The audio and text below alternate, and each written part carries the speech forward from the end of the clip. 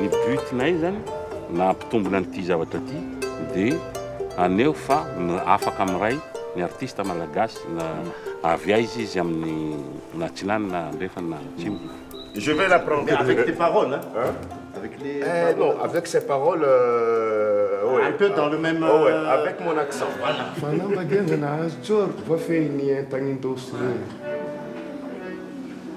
Tiens. J'ai oublié.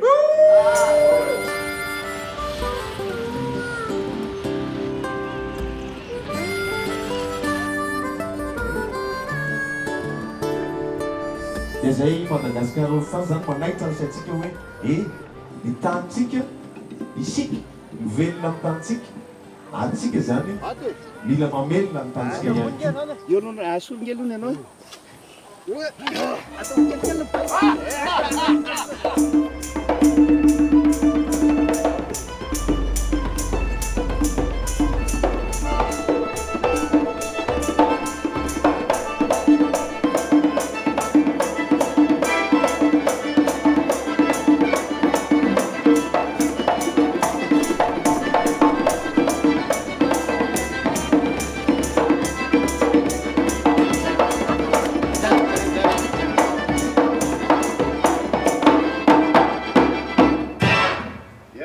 Tu peux être autant violent. Non, mais attends.